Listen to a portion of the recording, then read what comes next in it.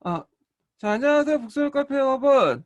자, 오늘은 이제 그 신문화사 관련된 내용을 이제 진행할게요. 지금 하기 전에 좀 양해 말씀 드리자면, 이 좀 원래 1시에 시작하려고 했는데, 갑자기 이게 줌에서 그 오류가 계속 떨어져갖고, 아이패드 연결이 안 되더라고요. 그래서 간신히 이제 컴퓨터 바꿔가면서 몇 번 하는 결과, 이제 연결이 됐어요. 근데 이 연결도 어떻게, 끊어질 줄 몰라요. 오늘따라 이제 줌이 좀 불안전하네요. 예. 자, 하여튼 한번 볼게요. 자, 저번에 이제 어디까지 봤냐면 이제 그 신문화사 전까지 봤어요. 오늘 이제 신문화사 할 부분인데, 자, 신문화사인데 이렇게 문화사와 역사 이해에 나와 있지만 이거는 신문화사와 관련된 거예요. 신문화사. 자, 신문화사와 관련된 거고, 자, 그러면 신문화사가 등장한 배경을 이제 좀 볼게요. 여기. 자, 첫 번째로는 그러나부터 이제 볼게요. 그러나부터. 자, 20세기 중반 이후에 이제 사회 구조에 관심을 두고 과학적 역사학을 추구하는 경향을 벗어나 역사 해석과 인간의 구체적인 삶에 관심을 두는 경향이 점차 넓어졌다는 거. 그래서 예전에는 뭘 강조했냐면 사회 구조를 강조했죠. 신사학에서는. 자, 근데 이제는 포스트 모더니즘의 영향을 받고 이런 것들 이제 영향을 받았고 어디에 가서 역사 해석이나 또 인간의 구체적인 삶에 관심을 갖게 돼요. 자, 그러면서 이제 어떤 현상들이 일어났냐면 그 역사 연구 경향 그 영향에도 영향을 미치는데 일단은 그 내용들이 쭉 있죠. 역사 인류학, 인종지적 역사 연구, 구술사, 기억의 역사, 미시사, 일상생활사, 언어의 전환, 신사회사, 신문화사 같은 이런 용어에 이제 익숙한 만큼 이제 그는 그 연구 경영에 영향을 미쳤다. 이렇게 이제 보시면 될 것 같아요. 자, 그래서 이들 연구는 대체로 어디에 관심이 있냐? 네, 어디에 관심이냐면 개인이 관심 있어. 이들 연구는 대체로 역사를 만드는 기본 단위인 개인의 역할에 관심을 돌렸다. 그래서 이제 역사학의 인류학적 방법론을 도입해서 인류학적인 역사의 그 산물이었다. 예. 이와 같은 역사의 경향은 신문화사로 대변되고, 그래서 신문화사는 역사의 새로운 접근 방식을 제시했다. 그래서 여기에서 여기까지가 뭐와 관련된 거냐면 신문화사의 등장 배경을 얘기하고 있어요. 그래서 우리가 여기서 볼 수 있듯이 신문화의 등장 배경은 20세기 중반 이후에 폴스 모더니즘에 상당히 영향을 받았다. 특히 텍스트론의 영향을 받았다는 걸 이제 알 수 있는데 물론 텍스트론에 이제 모든 걸 받아들인 건 아니에요. 신문화사가. 자, 그래서 이제 문화사 배경 관련된 내용을 이제 좀 얘기를 했고 그다음에 마지막 단락 있죠? 예, 180페이지의 마지막 단락부터는 신문화의 특징이 나와요. 여기부터는 네, 신문화사의 특징이 나오는데 이거는 이제 앞에서 언급한 그 파란 책에 있는 내용하고 이제 좀 비슷비슷해요. 그게 그럼 좀 더 뭐냐면 풀어서 설명했다고 보시면 돼요. 자, 그러면 보면 신문화사에는 문화 형상에 내포되어 있는 의미를 과거와 현재 대학 코드를 설정해서 문화를 통해 역사를 바라본다. 또 문화적 형상에 나타나 있는 역사적 의미를 해석하고 문화를 역사 연구의 중심으로 삼고 있다. 자, 여기에서 이제 볼 수 있는 게 예전에는 문화사가 없었던 게 아니죠. 근데 예전의 문화사와 좀 다른 점을 얘기를 하고 있어요. 첫 번째로는 지금 예전의 문화사 같은 경우에는 과거와 현재의 대화 코드가 아니라 과거의 그냥 문화예요. 현재와 관련 없는 그냥 과거의 문화야. 과거의 문화. 자, 이런 것도 있고 그 다음에 이제 그 여기 보면 이제 문화적 형상에 나타나는 역사의 의미를 해석하여 문화 연구 역사 연구 중 요 두 번째죠. 그래서 문화를 역사 연구의 중심으로 했다는 거야. 예전에는 문화를 연구할 때 어떤 정치, 경제, 사회의 한 종속으로 이제 연구를 했어요. 예를 들어 뭐 16세기 때 조선시대 뭐 살인들의 문화 이런 식으로 한 거야. 그 살인 정치 속에서 한 문화를 본 거죠. 거대 구조의 틀 속에. 근데 이제 문화를 중심으로 해서 문화를 바탕으로 해서 역사를 추진하는 역사의 흐름을 만들어내는 그런 거에 초점을 맞췄다는 거예요. 예. 그래서 이제 이걸 뭐라고 표현하냐면 여기서는 역사 연구의 문화사적 전환이다. 네, 이런 말로 표현을 하고 있죠. 그리고 이제 신문화사가 이제 또 하나 특징은 이제 여기 또 나오는데, 예. 자, 아까 얘기한 것처럼 연장선상에서 이제 보시면 돼요. 신문화사가 연구 대상으로 삼고 있는 문화사의 형상은 외형적 사회구조 한 틀을 이루고 있거나 사회적으로 커다란 영향을 주는 사건이 아니라 넓은 의미의 문화, 일상 문화다. 예. 예전에는 어떤 사회 구조 속의 한 문화를 살펴봤어요. 근데 이제 실질적으로 일상적인 문화들을 살펴보기 시작해. 예. 그러다 보니까 역사 연구에 관심을 끌지 못했던 뭐에 접근한다? 여기에서 인간의 구체적인 생활 모습 미시사에 접근하고 일상생활의 연구 주요 대상을 삼았다. 그래서 이제 앞에서 이제 파란 책 했던 내용들하고 이제 거의 겹쳐요. 예. 그래서 일상 문화 미시사적 접근, 일상생활을 연구, 역사 연구의 주요 대상을 삼았다. 이렇게 이제 보시면 되고, 자, 그러면 신문화사가 인간의 경험을 중시한다고 해서 구조를 또 뭐냐면 무시하나? 그건 또 아니야. 예. 그래서 그 구조도 좀 나름대로 강조를 해요. 그래서 뭐 인간과 구조를 이렇게 구분해 갖고 접근하는 게 아니라 구조와 인간, 그 다음에 역사의 객관 조건과 주관적 요소를 같이 뭐냐면 혼합을 시키는 거죠. 네, 요게 이제 요 밑에 있는 특징이죠. 이렇게 보면 구조와 인간, 역사의 객관적 요소와 주관적 요소를 구분을 극복하는 것이다 볼 수 있다. 이 말은 뭐냐면 구조와 인간, 그 다음에 객관적 요소와 그 다음 주관적 요소, 이런 것들이 예전에 구분됐는데 하나로 합쳐졌다는 거야. 근데 실제로 그 기술 내용을 보면 실제로 인간을 더 강조하고요. 그리고 주관적 요소를 더 강조해요. 예, 말은 내세우고 있지만, 그래서 이제 좀 상대적으로 구조와 객관적 요소가 부족한 건 있어요. 그런데 이제 완전히 이걸 무시한 건 아니었다. 그렇지만 실제 기술에는 이런 구조보단 인간, 객관적 요소만 주관적 요소를 더 기술했다. 뭐 이렇게 이제 볼 수 있지만 여기서 이렇게 적혀 있으니까 이렇게 파악을 해두시고요. 그러면 아까 이제 신문화사의 방법론적하게 기여한 게 뭐라고 했죠? 인류학적 방법론이죠. 인류학적 방법론.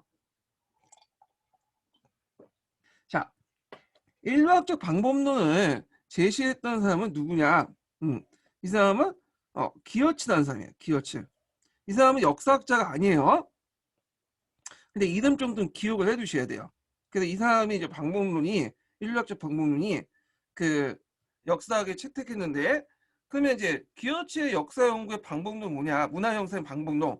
여기 뭐냐면 일단 기어츠는 문화 형상을 설명이 아니라 해석을 보는 거죠. 해석. 그 다음에 문화 형상은 어떤 고정된 이론적 틀에서 설명하는 것보다는 해명할 대상이야. 이때 해명이라는 것은 요거와 연결되죠. 이해할 대상이에요. 뭐 인과관계에 따라서 설명하는 게 아니라 어떤 맥락에 따라서 이해할 대상이라 얘기하는 거죠. 자, 그래서 문화 형상은 그 형상이 일어난 시기와 그 당시 사람들의 사회 속의 의미를 가지고 있기 때문이다. 이렇게 있는데, 그래서 이런 방법론에 입각해갖고 그 이제 그 사람이 연구한 그 유명한 발리섬의 닭싸움이에요. 요건 인류학에서 유명한 연구 성과로서 이제 알려져 있는데, 그래서 이제 그는 발리섬이라는 곳에서, 참고로 발리섬은 인도네시아에 있는 섬 이름이죠. 예, 발리섬의 닭싸움에서 사람들이 살아가는 삶의 의미치기를 해석했어요. 그래서 닭싸움에서 그토록 열광한 문화 형상에서 사람들이 간섭과 생각을 읽었고, 제도나 간섭이 사람을 지배하는 게 아니라 그에 대한 생각을 중시했다. 어떤 사회적 구조틀이나 이런 제도를 본 게 아니라 그 당시 그 닭싸움 속에서의 어떤 그 사람들의 생각을 이제 읽은 거야. 그러면 닭싸움이 뭐야? 닭싸움 무슨 말일까요? 이걸 좀 연결시켜서 이제 좀 볼게요. 이게 남색지 주에 있어요. 주 7번에 있죠. 주 7번. 주를 잘 안 보시더라고요. 근데 주에 보면 가끔마다 좋은 말들이 있어요. 자, 요때 주에 이제 7번에 뭐라고 적혀 있냐면 이 당시에 이제 기어츠가 생각하기에 관리섬 남자들이 왜 닭싸움에 전념하는가? 그 이유를 두 가지로 해석했어. 첫 번째로는 이걸 닭싸움은 남성의 권위를 상징해요. 남성의 권위. 자, 그 다음에 그래서 이 사람들이 경제적 이득을 목적으로 하는 게 아니라 우승을 통해서 어떤 사회적 위신을 높이고 그 다음에 상징적 권력을 누리는 거야. 내가 그만큼 강한 남자라는 거를 어필하는 거죠. 예. 두 번째로는 이런 닭싸움을 통해서 시족 공동체와 그 다음 불합 공동체의 어떤 정체성, 네, 정체성을 함양하는 거야. 예, 두 가지 의미가 있다는 거야. 두 가지. 그래서 우리가 여기에서 이제 여기 앞에 가서 이제 좀 볼 게 뭐냐면, 자, 기어치의 문화 형상을 설명이 아니라 해석이라고 했죠. 설명이라고 하면 닭싸움을 어떤 식으로 설명할까요? 투기로 해석하죠. 투기. 경제적 목적으로 해석을 한단 말이야. 왜냐면 뭐 닭싸움뿐만 아니라 이런 도박성이잖아요. 도박 같은 것들은 다 그런 경제적 목적에 위해서 하는 거잖아요. 그래서 닭싸움을 투기로 경제적 목적을 획득하기 위한 거 설명을 하지. 어떤 보편적 원리를 통해서 법칙을 통해서. 근데 여기에서는 그 해석을 한 거야. 이거 이제 문화 영상에 들어가서 그 요걸 뭐 투기로 설명하는 것보다는 고정된 어떤 틀에서 설명하는 것보다는 해명을 해석하고 해명함으로써 이런 두 가지 결론을 이끌었던 거죠. 예. 자, 그래서 이런 식으로 닭싸움에 대해서 설명을 했고 이건 이제 그 당시 사람들의 생각을 의미한다. 이렇게 좀 보시면 될 것 같아요. 자, 하여튼 그래서 이제 닭싸움 관련된 내용을 좀 살펴봤고, 자, 그 다음에 이제 밑에 좀 볼게요. 자, 이처럼 신문화사에서는 역사 연구 일상 문화의 해명을 이제 강조했다는 거. 그래서 사회적 표현을 재구성을 했고, 그래서 이제 그 방법으로 치밀한 모사를 제시했어요. 요거 명칭 좀 정확히 기억을 해서 치밀한 모사는 뭐냐면, 자, 여기 정의를 볼게요. 치밀한 모사는 객관적 현실을 기술하는 것이 아니라 문화적 형상을 하나의 텍스트로 접근해서 그 문화 안에 상징적 구현되어 있는 두꺼운 의미를 치밀하게 기술하는 거다. 그래서 여기에 핵심적인 그 키워드는 두꺼운 의미죠. 두껍게 읽기야. 두껍게 읽기. 자, 예를 들어 갖고 우리가 물이라는 것을 봐요. 물. 자, 물은 화학적끼리 H2O라고 이제 표현할 수 있지만 문화적 의미의 물은 상당히 여러 가지가 있죠. 물은 생명을 뭐냐면 뜻할 수도 있고 또 공무도화가에서 이제 문학 작품에서는 죽음을 의미할 수 있죠. 그래서 물은 다양한 층위에서 해석을 할 수 있어. 그래서 이런 식으로 이제 이게 그 치밀한 모사인데 앞에서 이제 언급한 것처럼 발리 섬의 이제 닭싸움도 우리가 투기라는 것이 아니라 여기 이제 들어가서 여기는 또 남성의 권위를 상징할 수 있고 뭐 시족 공동체와 부학 공동체의 정체성 함양을 생각해 볼 수 있죠. 그래서 다양한 측면에서 이제 뭐냐면 발리 섬의 닭싸움을 보듯이 이렇게 다양한 측면, 다양한 해석을 통해서 접근할 수 있다. 자, 이걸 뭐라고 하냐면 치밀한 모사라고 한다. 요 명칭 좀 기억을 좀 해주시면 될 것 같아요. 정리하고. 자, 그래서 이제 이렇게 있고, 그 다음에 아까 얘기한 것처럼 신문화사에 영향을 준 게 뭐라고 했어요? 텍스트론이라고 했죠? 이 텍스트론이 신문화사에 영향을 줘요. 근데 이제 신문화사는 텍스트론에 100%의 그것을 받은 게 아니라 50% 정도를 받았어. 예. 버릴 건 버리고 받을 건 받았단 말이야. 예. 그래서 이제 그런데 그 밑에는 이제 그 친문화사에 영향을 준 텍스트론과 관련된 거야. 근데 이 텍스트론과 관련된 그 강독은 제가 따로 했어요. 이걸 뽑아가지고 예. 그래서 주저리 이렇게 설명했는데 이 부분은 제가 이제 텍스트론을 이제 쭉 했기 때문에 건너뛰고요. 예전 강의 시간 때 이제 그 했던 강독 내용을 참조를 했어요. 그래서 쭉쭉 읽어서 이제 쭉쭉 이제 넘어가서 어디를 보냐? 다음 페이지 보세요. 자, 여기까지 제가 텍스트론이에요. 자, 그렇다고 이렇게 넘어가죠. 그렇다고 예.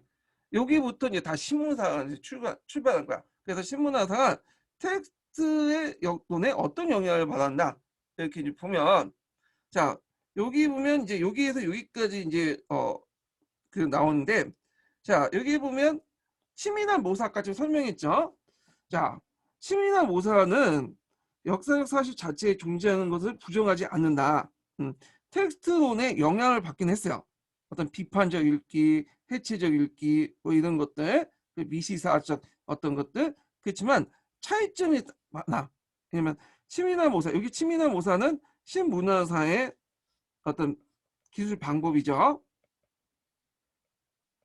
신문화사라고 보시면 돼요.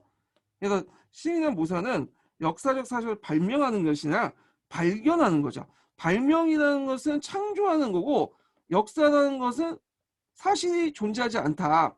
사실 알 수 없고 하나의 문학에 불과하다. 이렇게 이제 주장하는 거고요. 텍스트론에서. 근데 여기는 텍스트론의 영향을 받았지만 발견한다고 했어요. 발견. 발견한다는 것은 역사는 일종의 사실이다. 그리고 이제 그래서 언어를 통해서 나누는데도 사실을 규명할 수 있다는 걸 이제 얘기를 하고 있는 거죠. 다만 다양한 관점에서 바라봐야 된다. 이런 것들이죠. 네. 그래서 언어의 허구성보다는 언어의 다의성 이런 것들을 좀 연결해서 보시면 될 것 같아요. 자, 예를 들어 이런 게 있죠. 콜럼버스가 아메리카 신대륙을 발견했어요. 예, 아메리카 신대륙을. 그래서 예전엔 주류 관점에서 이제 이걸 발견이라고 했잖아요. 예. 근데 이제 이거에 대해서 원주민 입장에 볼 때는 다른 측면에서 본 거지. 당시 콜럼버스가 들은 것은 야 발견이 아니야. 이거는 침략이지. 애들이 원래 잘 살고 있었는데 외래 민족들이 쳐들어온 거 아니야. 예. 자, 이런 식으로 이제 뭐냐 다양한 관점에서 이렇게 접근한 것이 시민화 몰사다. 야, 그러면 텍스트에서는 뭘 이제 영향을 받았냐? 요게 이제 있는데 텍스트에서 받아들이는 것은 역사의 사실을 추측 읽고 해석하고 해명하고 자신의 이야기를 해나가는 걸 받아들인 거야. 그래서 그 위에 해체적 읽기니 뭐 해체적 욕기는 없지만 해체 그 쓰기니 이런 것도 있거든요. 그래서 뭐 해체적 읽기 이런 걸 또 다른 식으로 이제 역사학적인 비판적 읽기라고 하죠. 해체적 읽기하고 비판적 읽기는 명확하게 이게 차이를 안 두고 있더라고 이 책에서는. 옛날 때 이제 이렇게 이제 보면 되고 해체적 쓰기 그래서 비판적 쓰기 같은 것들을 통해서 그 나름대로 역사적 사실을 주체적으로 읽고 해석하고 해명하고 자신의 일을 해나가는 거 이렇게 이제 보시면 돼요. 그래서 이제 신문화사가 텍스트 영향을 받은 것을 쓰면 요걸 쓰면 되고요. 그 다음에 신문화사 텍스트하고 차이점이 못 쓰면 요걸 쓰면 되죠. 요걸 이렇게 좀 기억을 해주시고 참고로 요 문장은 좀 외워두세요. 요 문장은 이거 예전에 기출에 나왔던 거야. 예, 기출에 물론 텍스트론하고 관련 그 신문화사와 관련돼서 나온 건 아니지만 일단 이 문장은 예전에 시험문이 나왔으니까 좀 기억을 해두시고 관련된 이제 뭐냐면 기출 문제를 좀 찾아보세요. 이 부분을. 자, 그 다음에 이제 비록부터가 이제 뭐냐면 이게 그 텍스트론이 역사 교육에 어떤 영향을 주는가, 한국사나 역사 교육에 어떤 영향을 주는가를 이제 얘기를 하고 있어요. 이거. 요거는 꼭 암기해 두셔야 되겠죠. 이거는 파란 책에도 있어. 파란 책에도 있고 예전에 기출에 나왔어요. 기출. 요거는 이제 기출은 이제 공사 기출에 나온 거예요. 공사 기출. 예전에 한번 제가 얘기를 했을지 모르겠지만 그 텍스트 그 신문화사는 의외로 나올 것 같은데 안 나오더라고요. 그래서 예전에 그것도 아주 오래전이야. 십몇 년 전. 여러분들 초등학교, 중학교 다닐 때 그때 한번 나왔어. 그것도 공사 기출로, 공통사의 기출로 나왔어요. 예. 그래서 한번 나올 것 같긴 한데 안 나오더라고요. 자, 하여튼 외워두세요. 일단 나왔기 때문에 공통사의 기출로. 자, 그러면 첫 번째가 뭐냐? 첫 번째가 아까 이제 전 시간에도 이제 파란책 강독할 때도 지금 얘기했지만 한번 확인차 다시 얘기하는 거예요. 자, 신문화사의 관점에서는 역사 연구나 교육의 소재는 거창한 역사적 구조가 아니라 구체적으로 상세한 역사적 사건이다. 이게 첫 번째고 그래서 이제 미시사와 일상생활에 관심은 역사학습의 소재와 자료를 다양히 활용할 수 있다. 이런 측면에서 이제 볼 수가 있죠. 예, 구체적이고 상세하고 미시사, 일상화 이렇게 연결되는 거죠. 자, 그래서 이제 요와 관련된 그 역사학습의 소재로서 그 밑에 그 사례가 있어요. 그 밑에 사례가 여기까지 해서 쭉 나와 있죠. 그래서 한번 뭐 여러 가지가 있는데 윗부분만 좀 읽어볼게요. 자, 한국사에서 호적이나 토지대장, 재산 분배, 분재기라고 하죠, 보통. 재판 기록 같은 문서주나, 예, 그 다음에 묵제일기, 세미록, 미함일기 같은 일기류를 사용된 구체적 사회 모습을 보여준다는 점에서 조선시대 역사 연구의 자료로 다뤄지고 있다. 예, 이렇게 있죠. 물론 뒤에도 이제 뭐 독립운동사 관련된 또 내용도 있고 하는데, 그래서 이렇게 역사학습의 자료 소재로서 이게 이제 이런 것들이 묵제일기, 세미록, 미함일 같은 것들이 다뤄져 있다라는 걸 좀 기억을 해주시면 될 것 같고요. 자, 두 번째는 자, 이들 통해서 민중사를 새로운 각도로 접근했어요. 자, 민중사를 새로운 각도로 접근할 수 있었다. 종전의 사회경제에서 볼 수 있는 바와 같이 사회구조의 민중이나 지배계급의 민중 간의 갈등 같은 이론적 영역적 거창한 논의가 아니라 민중의 구체적인 새로 생활 모습들을 뭐냐면 통해서 민중사를 접근했다는 거예요.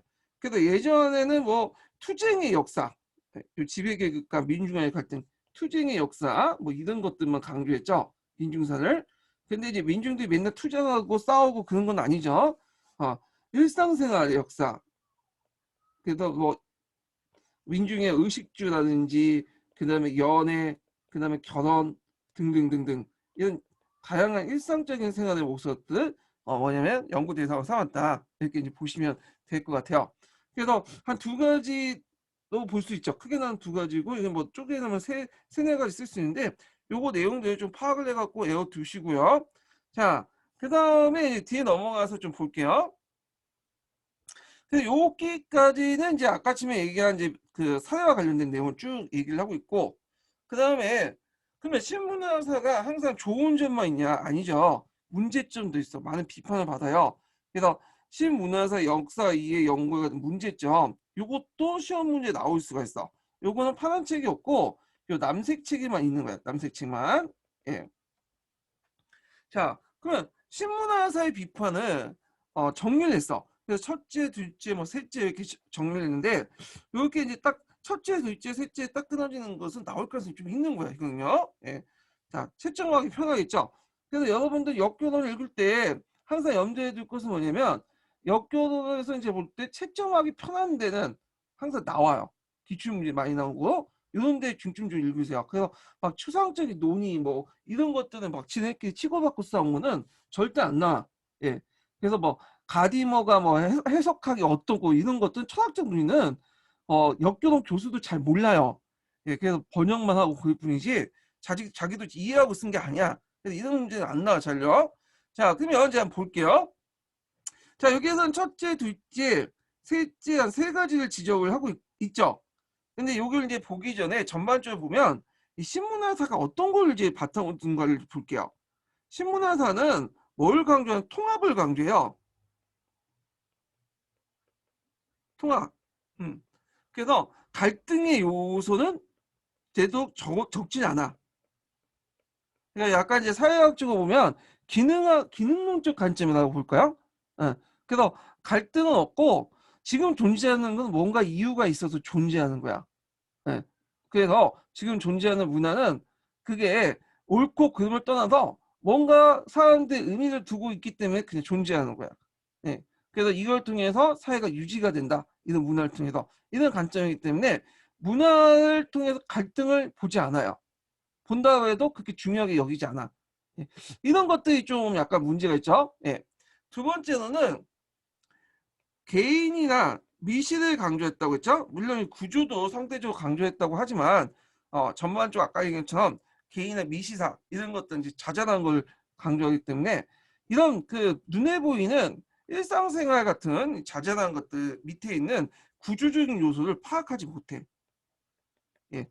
그래서 이런 측면에서 이제 비판이 갈등적인 요소, 구조 요소를 제대로 파악하지 못한다는 측면에서 얘기를 하고 있어요. 전반적 첫 번째에서 세 번째까지.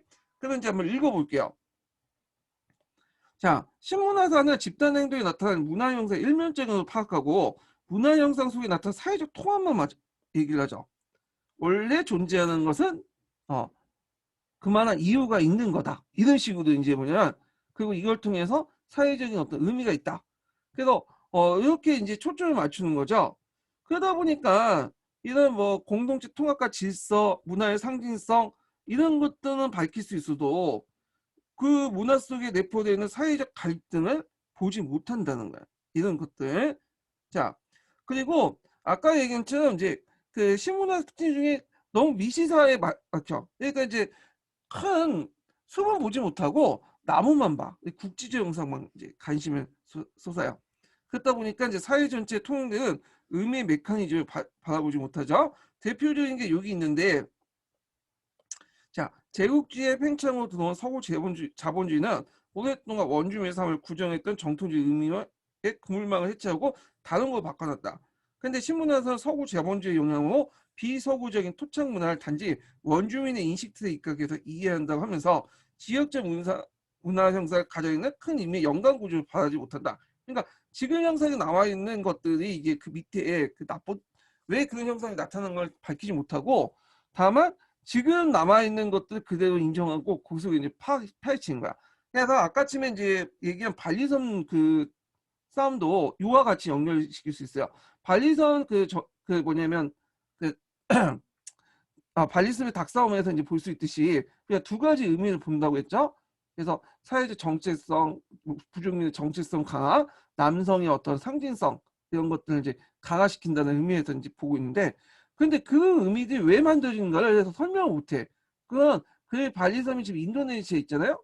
그때 이제 연구할 때가 이제 인도네시아 이제 그 당시가 네덜란드 식민지 당시였거나 그 이후일 거야. 그러니까 약간 식민지 잔재가 좀 남아있을 때인 거야.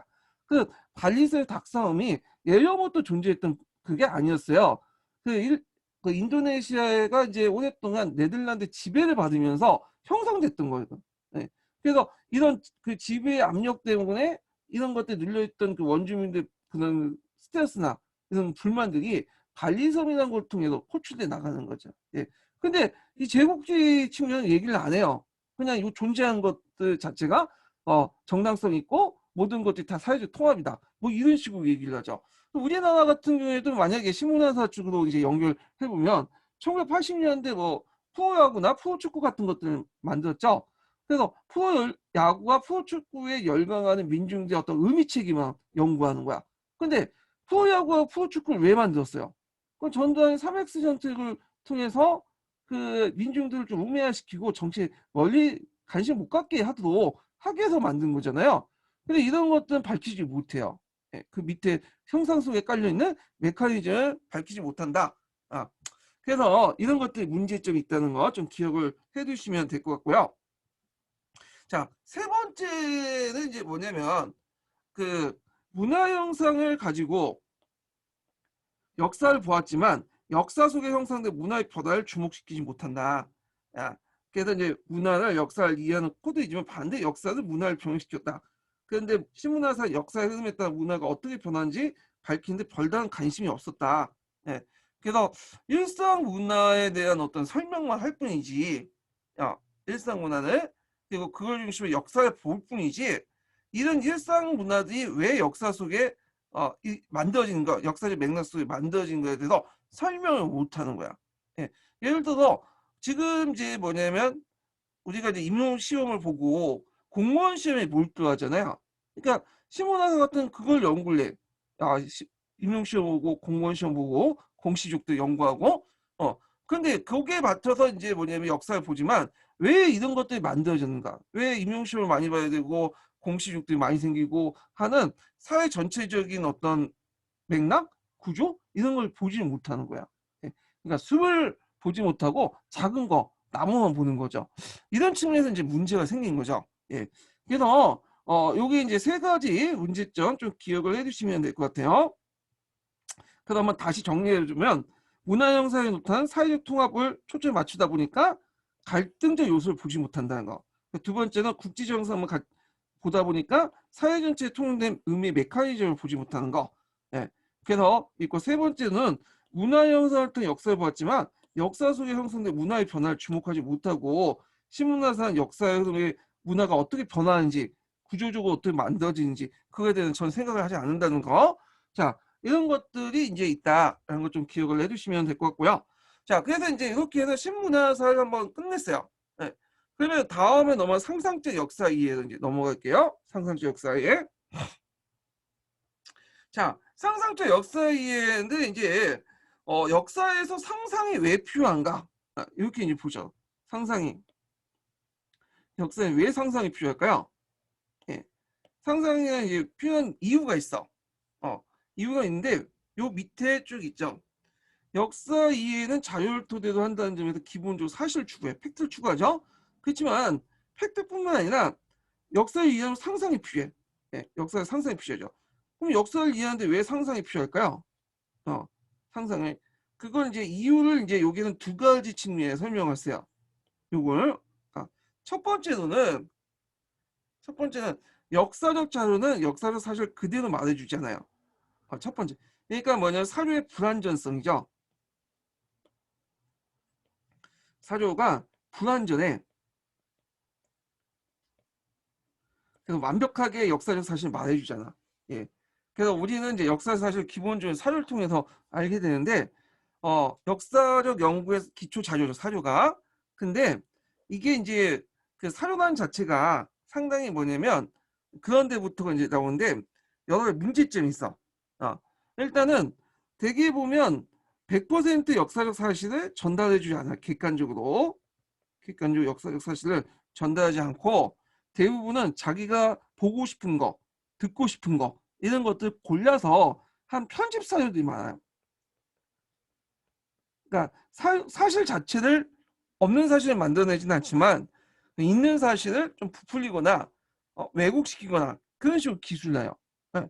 그러다 보니까 이제 우리가 그걸 좀 메꾸기 위해서 부족한 부분을 메꾸기 위해서 상상이 필요하고 그다음 원사료 우리는 이제 통론이라든지 뭐 이런 것들 책을 보고 우리가 이제 인간관계에 따라서 막 역사 서술이 된 것처럼 생각하잖아요. 근데 원사료에서는 그 예전 특히 정근대 시대 때 이제 사료에서는 인과관계에 입각해서 서술하지 않아요. 네. 이거는 나중에 이제 역사가들이 자기들이 이제 나름대로 어떤 구조의 틀이나 맥락 틀에 맞게 해서 설명한 거야. 그래서 이거는 뭘 통해서 역사적 자신의 어떤 상상력을 통해서 설명을 한 거죠. 자, 이런 등등등 이유 때문에 우리가 이제 그 역사적 그 불안전성, 역사 사회 불안전성 때 이런 이유 때문에 생기게 되고 그래서 우리가 상상이 필요하다는 거. 그래서 이 내용 좀 기억해 두시고요. 그래서 역사적으로는 역사사실 그대로 말해주지 못했기 때문에 얘기한다. 이렇게 이제 보시면 될 것 같아요. 그래서 뭐 이거 한번 이제 있는데 한번 좀 중요한 부분만 읽어볼게요.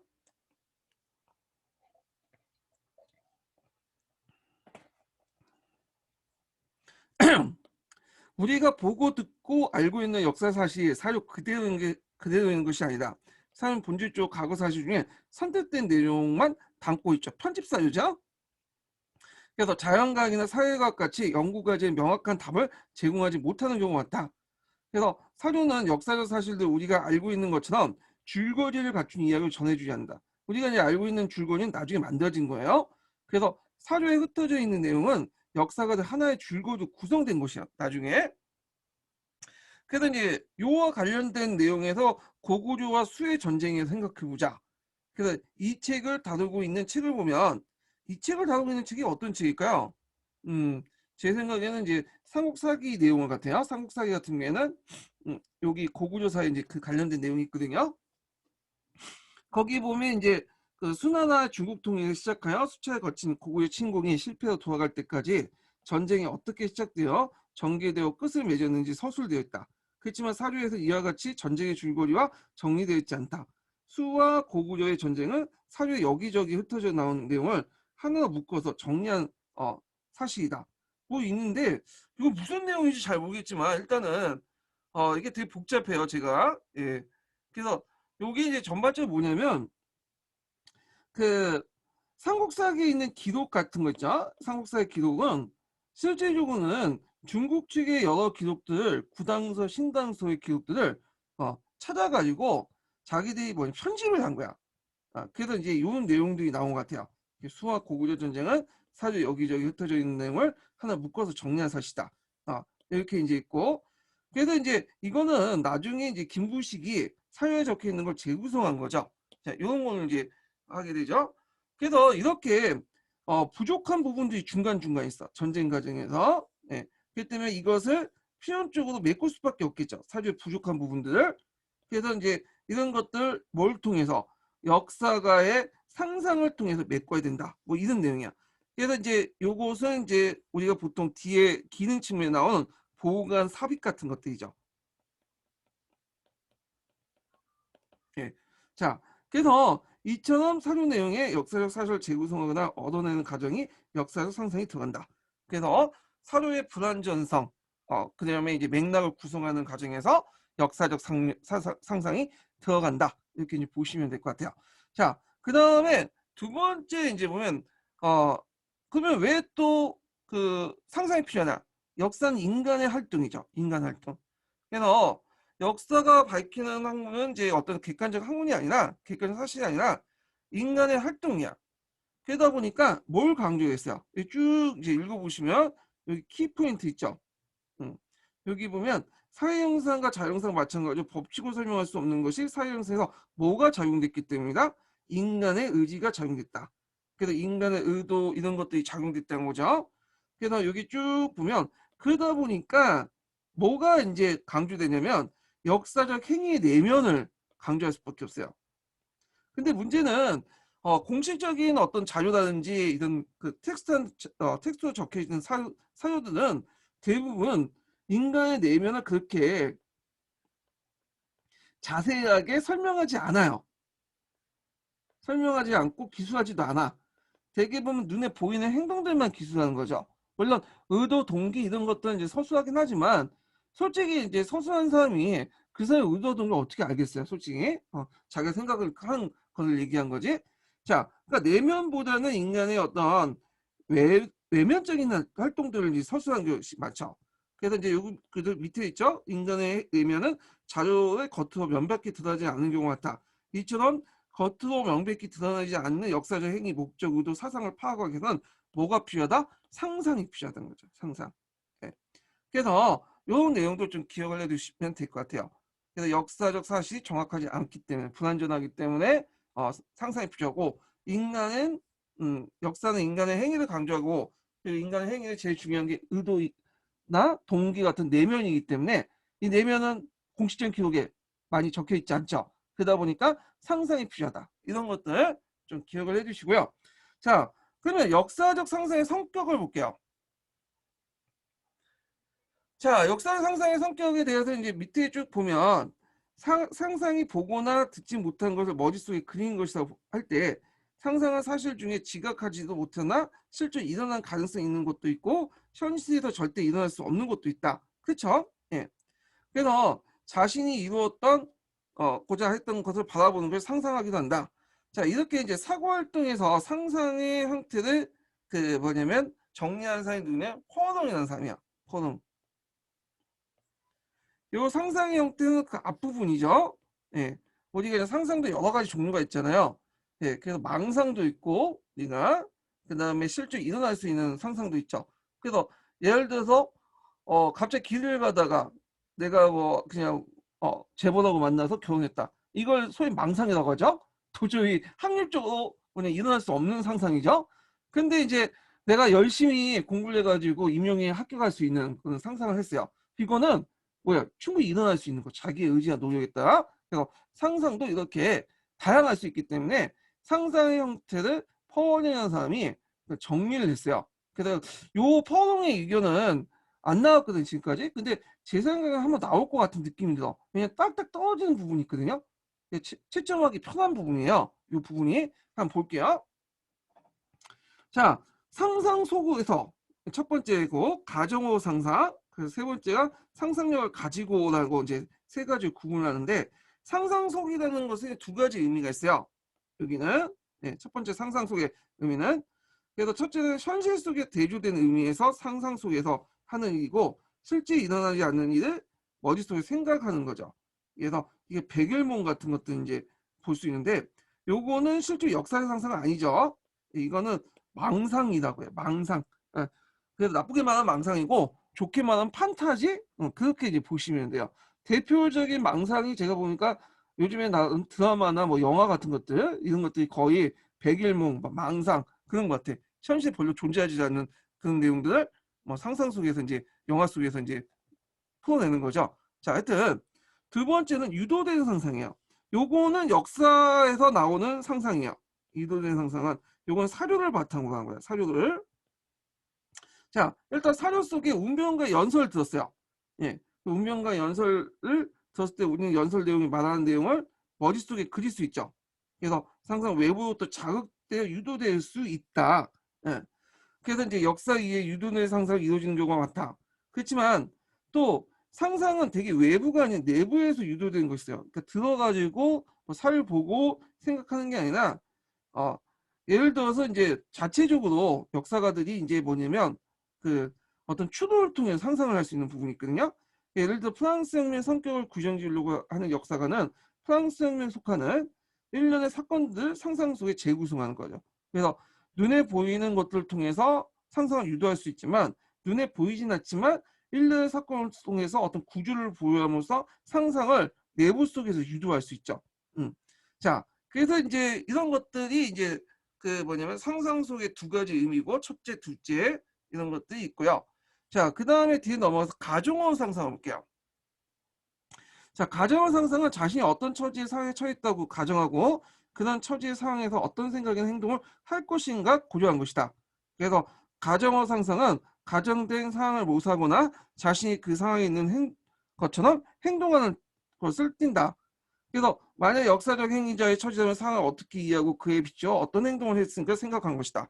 자, 예를 들어갖고 내가 이제 만약에 그 5.16 쿠데타를 일으킨 박정희라고 이제 생각을 해요. 그래서 박정희가 이제 만약 내가 박정희라면 왜 그런 쿠데타를 일으켰는지 그런 것도 생각을 해볼 수 있죠. 이게 가정호 상상이죠. 예. 자, 하여튼 이런 것들이 이제 있고요. 그래서 이제 이 가정호 상상을 하려면 뭘 해야 돼? 인간의 내면을 알아야 되지. 내가 시틀르고 그다음 내가 박정희라고 생각을 한다고 치면 그 사람이 생각을 알아야 될 거 아니야. 그러다 보니까 겉으로 드러난 것보다는 생각은 겉으로 잘 안 드러나죠. 그 사람의 내면을 알아야 되잖아. 예. 그래서 역사에서 가정어 상상은 증거의 외견상 나타난 것 이상으로 함축된 의미를 알게 해준다. 이때 외견상 나타난 거는 증거의 외견상 나타난 사료를 통해서 자료를 통해서 나타나는 거죠.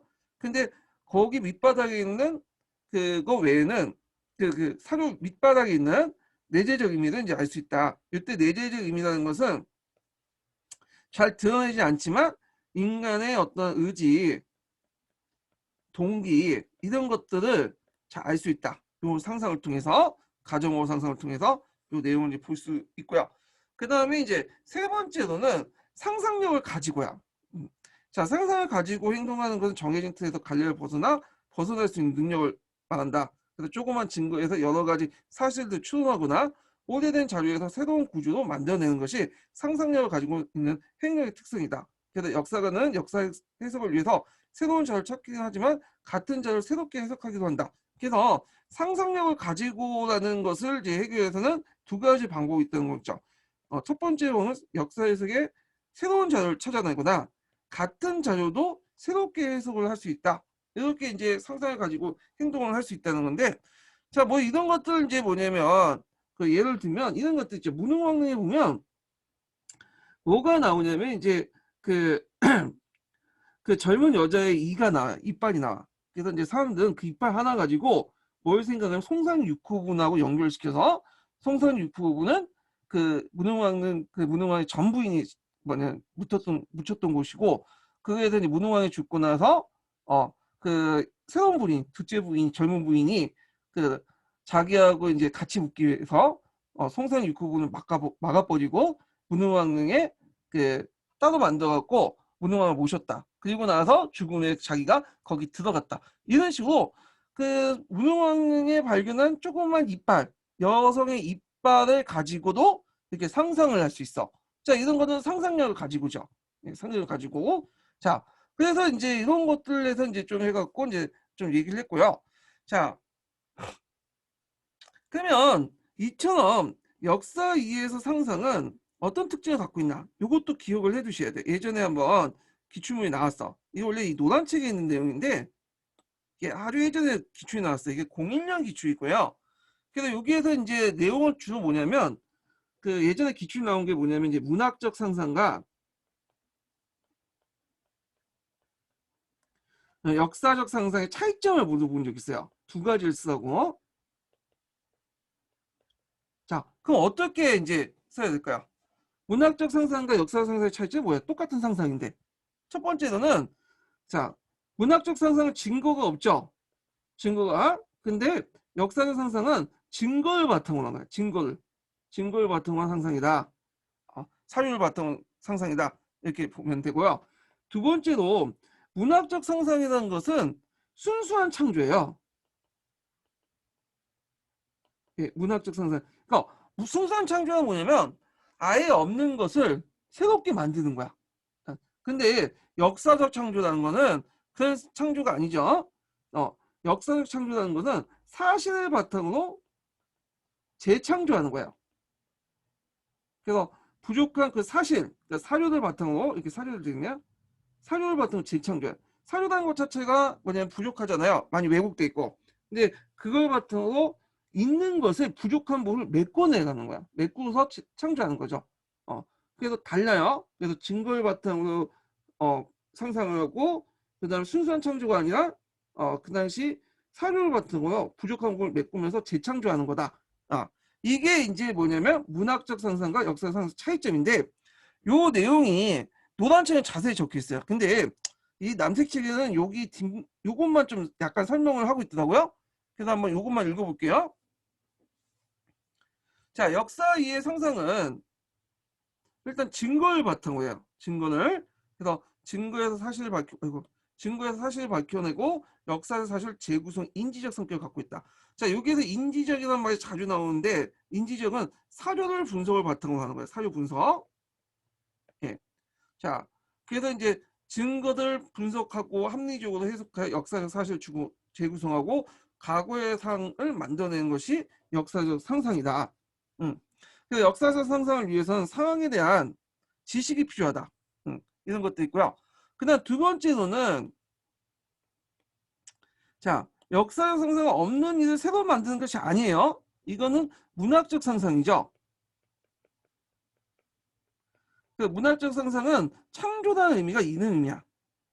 없는 것을 새롭게 만드는 게 창조의 의미예요. 문학적 상상인데, 근데 그 역사적 상상은 그게 아니라 재구성하는 사료를 바탕으로 부족한 부분을 메꿔가면서 재구성하고 이런 분의 재창조의 성격을 띠고 있다. 이때 창조라는 것은 어떤 의미의 문학적 상상의 창조가 아니라 재창조죠. 예전에 있었던 것을 새롭게 재해석하거나 만들어내는 재창조죠. 예. 그래서 요 내용들 좀 두 가지 이해를 해주시는 게 좋을 것 같아요. 문학적 상상과 역사적 상상 관련된 차이점. 예전에 기출에 나왔으니까 기억을 해두시고 요거는 자세한 내용을 보려면 관련된 노란책이 있어요. 노란책 내용을 참조를 해주세요. 요즘에는 노란책을 잘 안 보더라고요.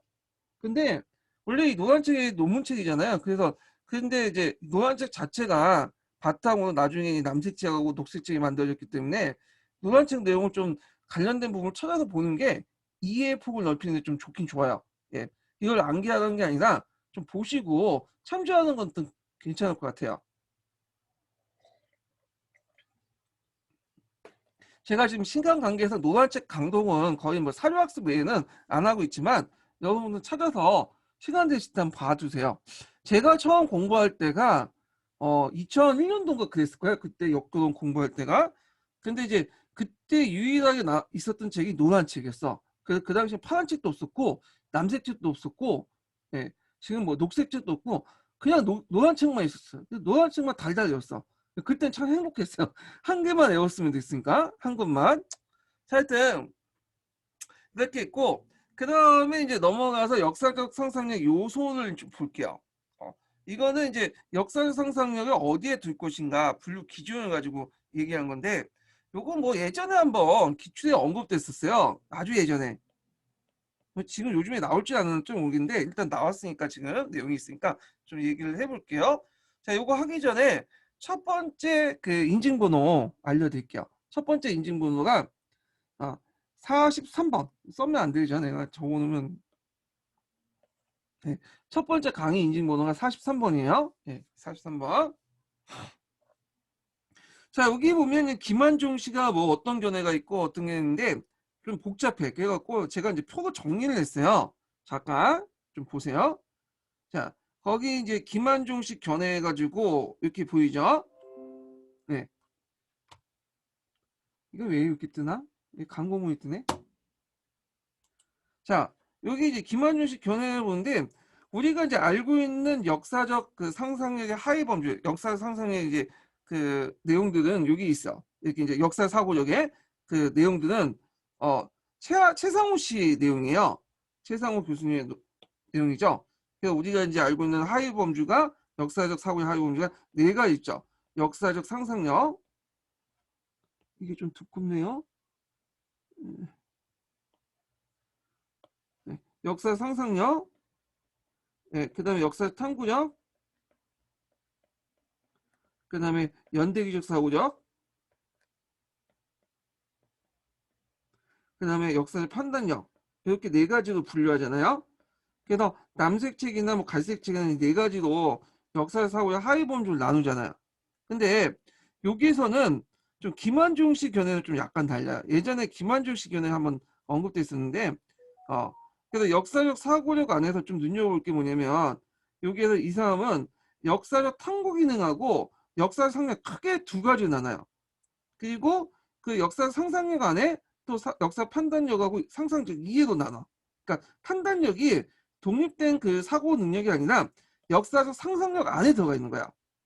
그 상상적 이해가 이제 구조 상상과 감정적 이해 이런 식으로 나누거든요. 그게 약간 특이해요. 그래서 요 관련된 내용이 그 밑에 있어요. 두 번째 단락에. 뭐 그래서 중요한 내용은 아니에요. 요 뒤에 역사 사고력은 그 뒤에 남색책에 있는 내용들 시상훈 선생님 교수님의 견해를 좀 보시면 될 것 같은데 요거는 그냥 읽고 넘어갈게요. 예전에 한번 기출에 언급됐기 때문에 제가 이제 얘기를 해드리는 거예요 지금. 자, 그러면 이제 여기 남색책 좀 볼게요. 예. 자, 김한종은 이렇게 있는데 김한종은 역사적 상상에 의해서 상상적 이해와 역사적 판단이 포함된다고 보였죠. 그래서 역사적 판단력이 독립된 것이 아니라 역사 상상력 안에 있어. 그래서 그는 역사적 상상력 이해를 구조 상상과 감정 이유로 나눴다. 아까 그 표에서 연상을 시켜보세요. 그래서 구조 상상으로는 자유에 빠져 있거나 겉으로 명백히 드러내지 않는 역사 사실 상상을 메워놓는 보관, 삽입, 그리고 같은 자료 이전에 관리에 해석한 대안적 해석을 제시했다. 뒤에 얘기했지만 이제 구조 상상의 기능 측면에서 이제 보관, 그다음 삽입 같은 것도 있고, 그 다음에 대안적 해석이 있어요. 요거 뒷부분은 이제 뒷부분에 있으니까 이거 자세히 좀 설명을 할게요. 그다음 또 감정이입적 이해라는 걸 또 들었죠. 그 역사적 상상력 안에 감정이입적 이해가 있는데, 예, 요게 이제 행위의 동기나 목적과 같은 행위적 내면으로 상상적 이해함으로써 해석학자나 관념론자 역사가들이 말한 간접이입에 해당한다. 뭐 이렇게 해서 김한종 씨의 견해를 이제 설명을 했다는 거 좀 기억을 해두시면 되고요. 아까 이제 얘기한 것처럼 이거는 이제 요 표 있죠? 요 표를 이제 참조를 해갖고 좀 정리해 두시면 되는데 시험 문제는 안 나올 것 같긴 해요. 예전에 나왔어요. 예전에. 그 다음에 뒤에 뭐가 나오냐면 최상호 씨의 견해가 나요. 최상호. 그래서 최상호는 좀 약간 다르게 김한중과 다르게 좀 건방지죠. 다 윗분들이고 그런데 선배님들 그러는데 근데 일단은 여기에서 책에서 그렇게 했기 때문에 최상호, 김한중 이렇게 식으로 얘기할게요. 자, 최상호는 역사적 상상력하고 판단력을 이제 볼 때 역사적 상상력과 판단력을 이렇게 같이 묶은 게 아니라 분리시켰어요. 독자적으로. 예. 그래서 판단력을 상당히 높게 평가했다. 역사 판단력을. 자, 그래서 이제 그 여기에서 나와서 이제 최상호 견해가 나오는데 최상호 씨는 역사 상상을 대체로 김한중의 역사 상상 이해와 같은 것으로 보았다. 그렇지만 역사 판단력은 역사적 상상에 포함될 수 있다고 하면서도 요게 이제 핵심적이야. 이와는 구별된 별개 요소 분류가 이게 이제 거죠. 앞부분은 이제 김한중 선생님은 이제 뭐냐면 좀 약간 우쭈쭈 해주는 거고, 그 뒷부분이 이제 자기 위견이라 보시면 돼요. 예. 그래서 요 최상호 씨는 그 당시 역사의 판단력을 역사의 판단력과 상상력을 구분시켰죠. 그래서 우리가 알고 있는 네 가지 그 범주 있죠. 하위 범주를 이제 얘기를 하고 있어요. 그래서 갈색 책과 남색 책에 있는 견해는 최상호 씨 견해예요. 그래서 요 역사적 판단력이 상상력과 다른 특징을 지닐 뿐만 아니라 역사 사고에 가장 높은 위치에 있고 역사 연구나 역사 학습의 궁극적인 목표가 되는 중요한 하위 범주다. 이렇게 얘기했죠. 자, 그래서 예전에도 얘기했지만 네 가지 하위 범주 중에 제일 높은 그 범주가 역사적 판단력이야. 그래서 역사 의식이 어느 정도 최고조로 오를 때 할 수 있는 게 역사의 판단력이죠. 그래서 시험 문제도 그 사고력 하위 범주에서 관련된 나올 때 역사적 판단력이 많이 나와요. 요거는 나중에 남색책이나 갈색책 얘기할 때 좀 더 얘기할게요. 요 정도만 파악을 해주시는 게 좋을 것 같아요. 여기에서는. 자, 그 다음에 뒤에 넘어가서 이제 구조적 상상을 좀 볼게요. 구조 상상. 자, 그러면 이 구조적 상상을 이제 하기 전에 잠깐 표를 좀 잠깐 설명을 하고 넘어갈게요.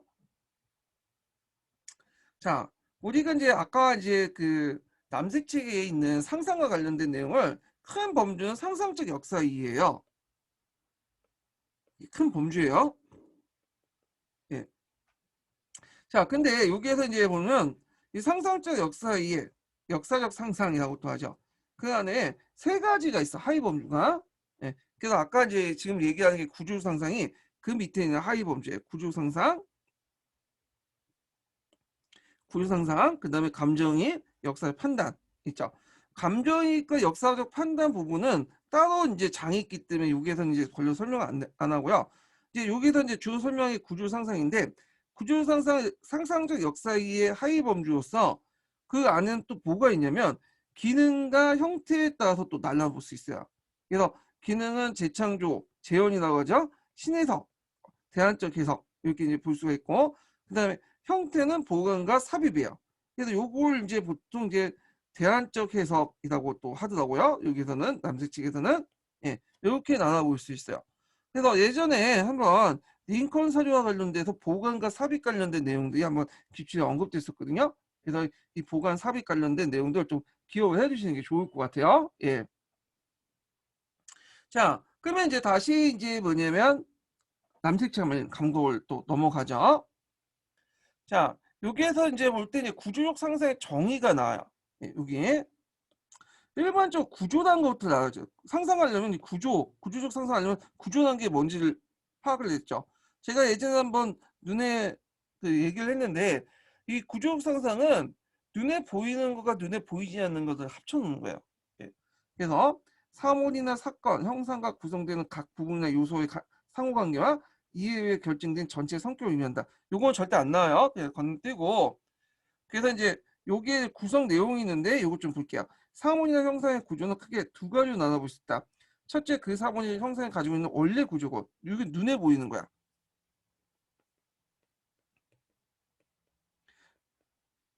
자, 사료 속에 외면적으로 보이는 형상들 얘기하죠.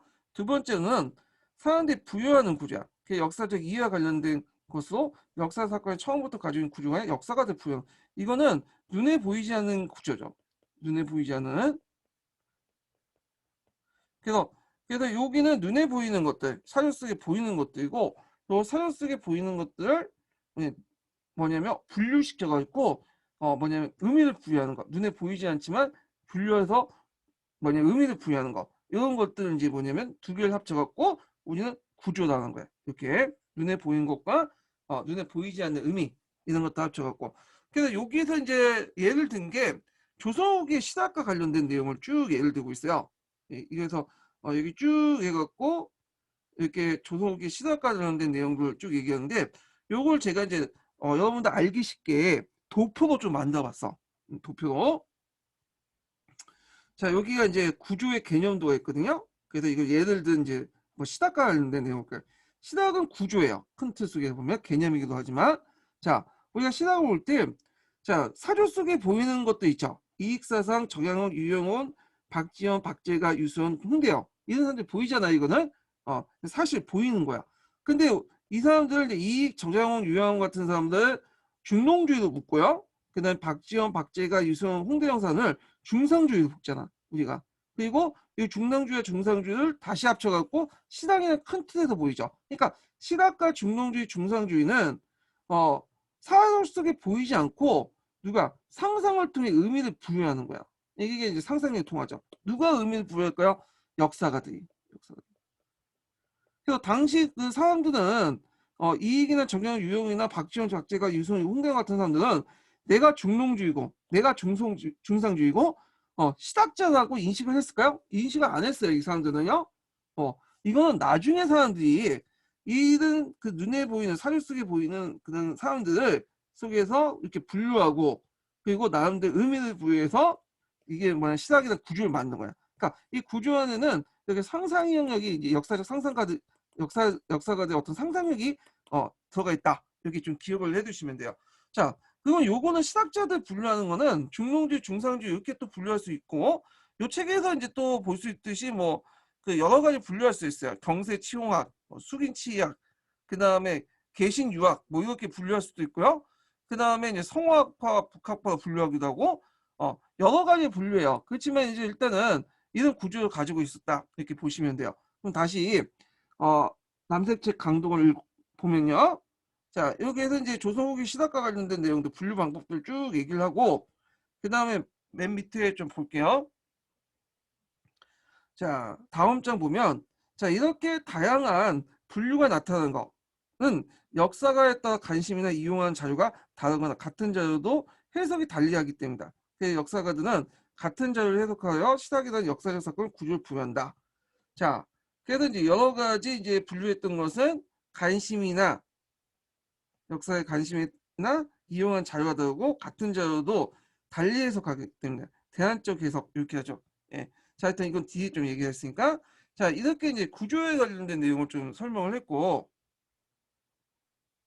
자, 그래서 이제 비코 같은 사람들은 그 역사에서 이건 뭐 중요한 건 아닌데 역사 여러 요소들과 관계 통해 구조를 파악하는 데서 아까 뭐가 필요하다고 했죠? 상상력이 필요하다 이렇게 이제 얘기를 했고요. 자, 그럼 구조력 상상 관련돼서 이제 보면 구조 상상 안에 또 뭐가 있다고 했어요? 보강과 삽입이 있다고 했죠. 보강과 삽입. 이 보강과 삽입은 구조 상상의 기능 측면에서 이제 얘기하는 거예요. 기능 측면. 이 보강과 삽입 관련된 내용은 예전에 기출에 언급됐던 거거든요. 그래서 여러분들 꼭 기억을 해 두셔야 돼요. 이 부분은.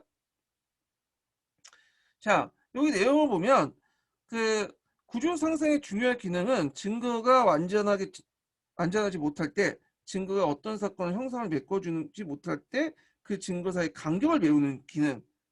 그 역사가는 자신이 알고 있는 지식과 당시 상황에 잘 빠져있는 부분을 메우고 역사적 사실을 구성하게 되는데 자, 아까 이제 얘기한 것처럼 사료관 자체가 불완전하잖아요. 완벽한 사료는 없죠. 그래서 이 불완전 사료를 상상을 통해서 메꾸는 거. 자, 메꾸는 것을 이제 뭐라고 하냐? 보강과 삽입이 난다. 여기 이제 보시면 돼요. 이게 구조 상상 기능이에요. 예. 그래서 예전에 이제 한번 시험이 나왔죠. 보강하고 삽입 관련된 내용이 나왔으니까 좀 기억을 해두시면 될 것 같고요. 그럼 이제 보강과 삽입의 정의가 뭐냐? 대개는 보강과 삽입은 그렇게 구분해 쓰는 건 아니에요. 구분해 쓰는 것도 아니고 학자들 간에 좀 논란이 있어. 보강이 큰 범위냐 삽입이 큰 범위냐 가지고 논란이 있는데 여기에서는 이제 그렇게 구분할 필요 없다면서도 구분하더라고요. 이런 것들 문제다. 자, 그러면 보강이 뭐고 삽입이 뭔지를 이제 알기 전에 이해를 돕기 위해서 제가 보충제 도형을 도표를 하나 만들었어요.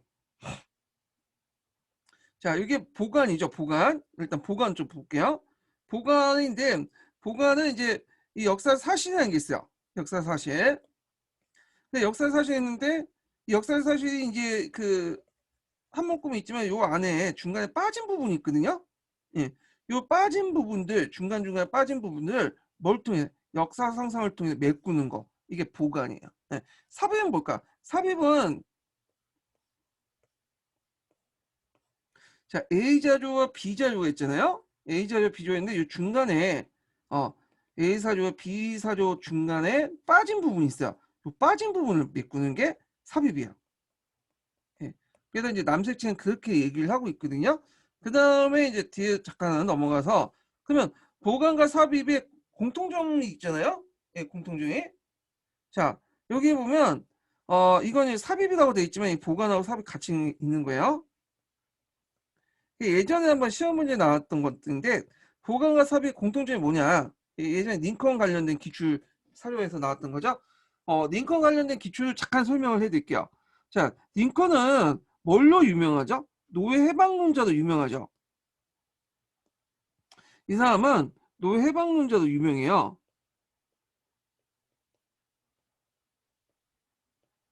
그러니까 이 사람이 대통령 되니까 이제 남부에서 독립해갖고 이제 우리 하자면서 남북 정쟁이 일어난 거 아니에요? 근데 실제로 보면 사료를 보면 노예 해방론자지만 이 사람이 제일 중요한 거는 우선시행은 연방의 통합이야. 연방주의자야. 그러니까 연방의 통합을 더 강조하는 사람이야. 이 사람은.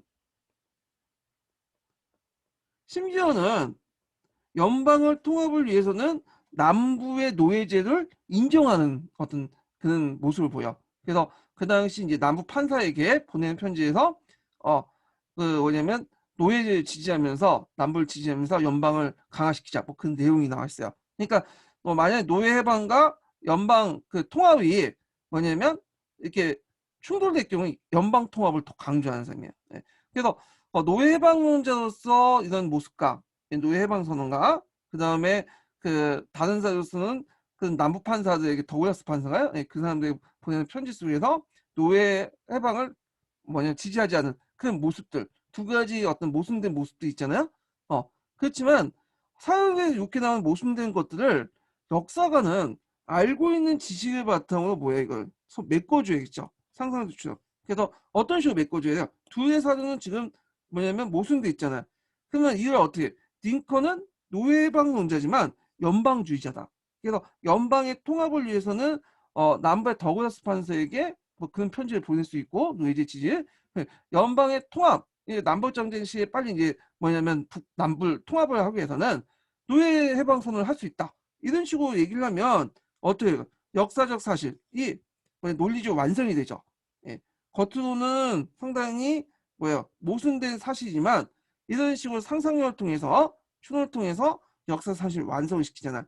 그리고 앞으로 그 예측을 할 수 있어. 링컨이 만약에 어떤 정치적 행위를 할 때 제일 중요시한 걸 뭘 할 수 있어.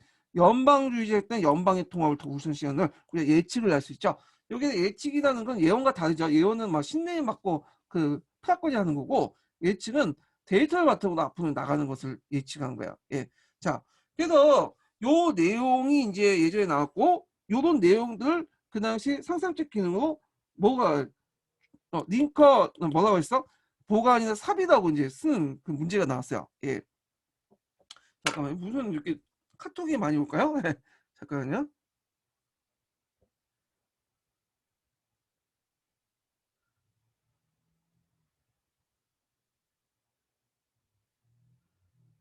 이게 줌 지금 안 들어간다고 하는데 제가 링크 하나 더 보내드릴게요. 이게 왜 줌이 요즘에 왜 그러지? 갑자기 버그였나? 예. 제가 링크 보내드렸는데 잠깐만요. 치고 안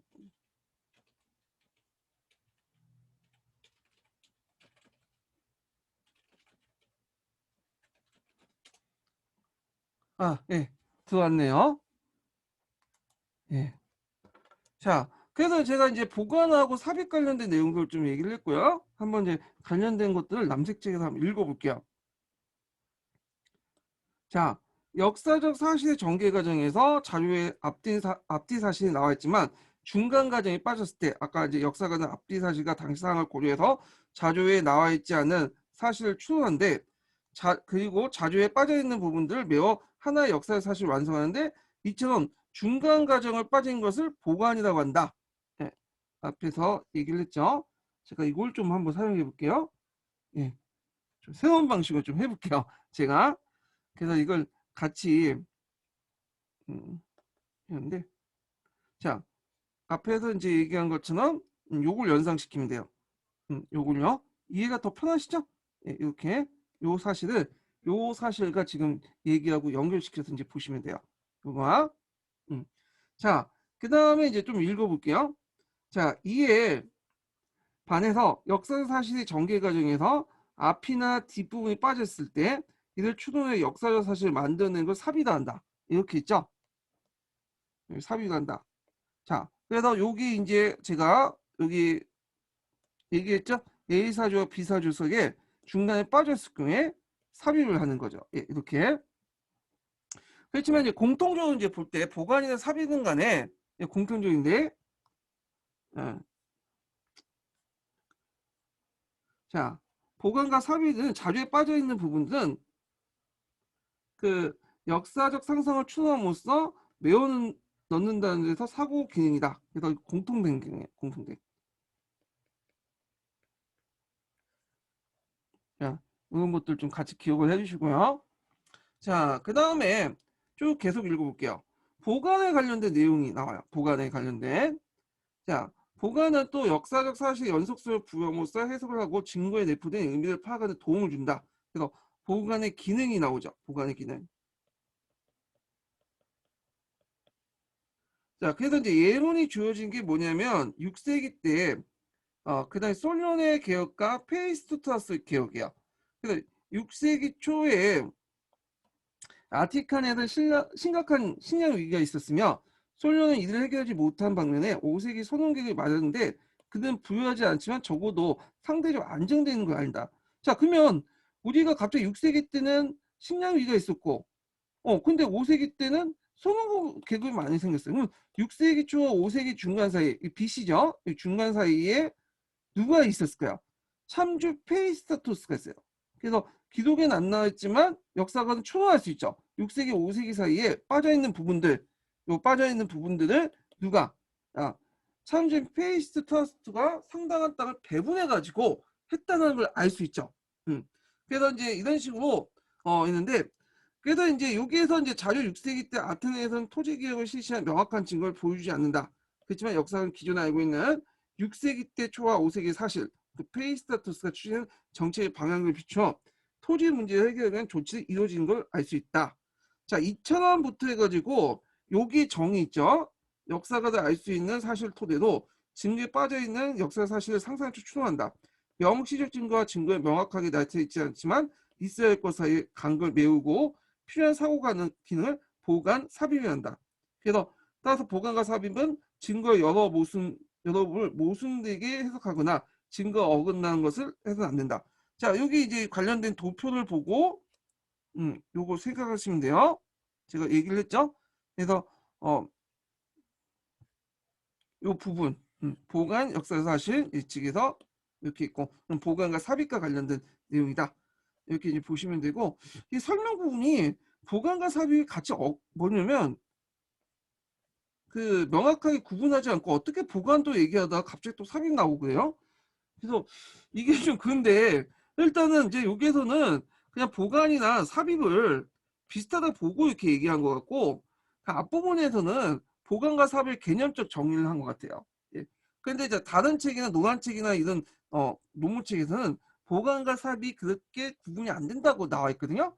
그래서 아마 그런 측면에서 보시면 될 것 같아요. 앞에는 보관과 삽입 그 개념적 정의, 그 다음에 뒷부분 이 보관부터는 여기까지 삽입이나 보관은 그냥 생각 없이 그냥 같이 얘기한 것 같고요.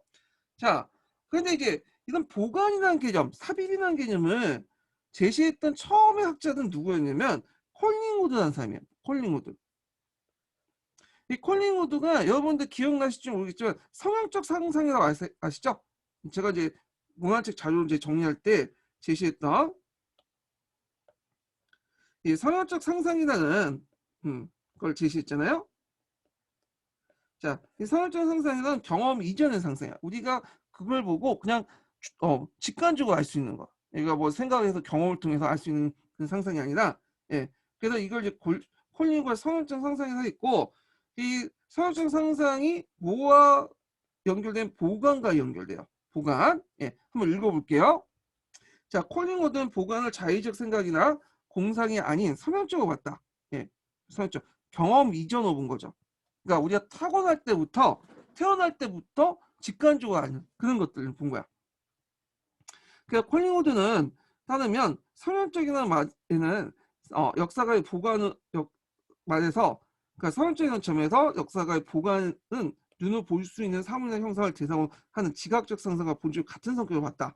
그래서 요 지각적 상상에다가 이 콜링우드 얘기예요. 지각적 상상에다가 뭘 플러스 시키면 증거와 역사 사실을 플러스 시키면 뭐가 되는 거예요? 이게 보관이에요. 그러니까 보관이나 그 당시 이제 그 지각적 상상이나 비슷한 걸 본 거야. 자, 이 지각적 상상은 우리가 경험을 통해서 얻는 게 아니죠. 우리가 타고날 때부터 스스로 태어날 때부터 아는 거야. 자, 이게 뭐냐면 자, 예를 들어서 이제 여기 설명하면 이런 거예요.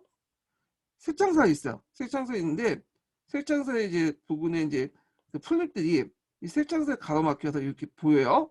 중간에 끊어졌죠. 플립들이. 그렇지만 우리는 이 플립과 그 색창사에 끊어진 부분에 플립이 연결됐다는 걸 알고 있어. 예, 더 나아가서 눈에 보이진 않지만 플립들이 있으니까 잔디들이 쭉 있으니까 우리는 잔디 깎는 기계가 있을 거라고 상상을 할 수 있어요. 이런 것들은 우리가 뭐냐 배워서 하는 게 아니라 그냥 우리가 타고날 때부터 하는 거야. 태어날 때부터. 자, 요게 이제 뭐냐면 지각적 상상이고 이게 플러스돼서 이제 거기에다가 역사 사실이나 증거를 갖다 붙이면 보관과 삽입이 된다. 이런 식으로 얘기를 하는 거예요. 지금. 그래서 이제 요건 지각적 상상이고요.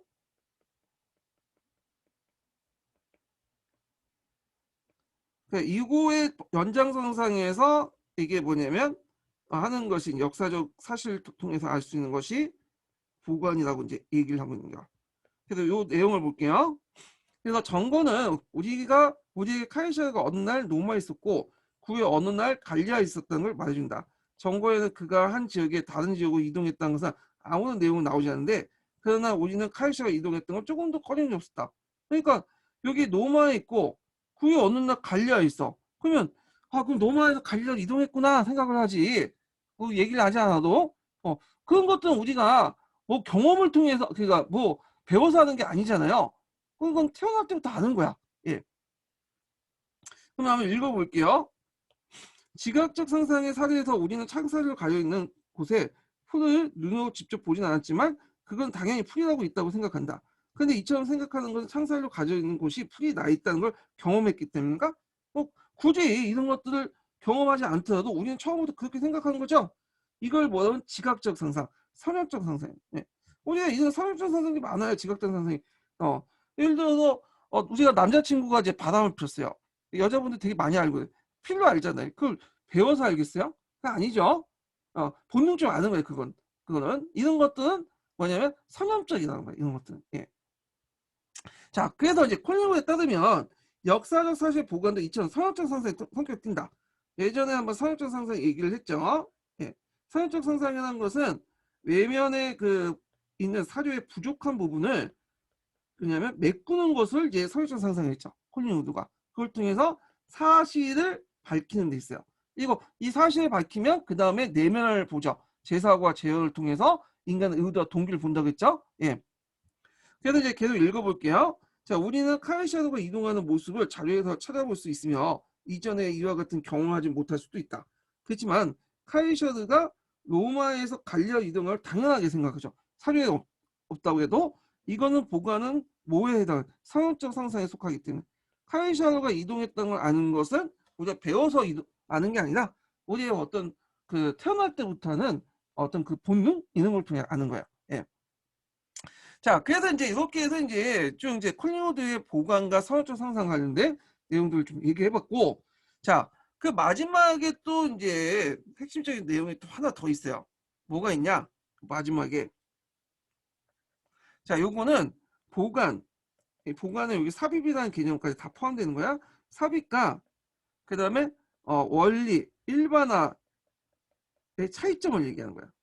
요것도 제 생각에는 나올 수가 있을 것 같아. 예, 보관과 원리, 일반화 차이점. 요것도 한번 볼게요. 자, 보관과 삽입은 주어진 상황을 장차 어떻게 전개하고 예상한 능력이 있죠. 아까 얘기한 것처럼 여기 제가 보여드렸죠? 잠깐만. 여기 보여주셨죠? 예측할 수 있는 능력도 뭐냐면 보관과 삽입과 관련된 능력 중에 하나라고 했죠. 예, 여기 VH가 쓰는 능력.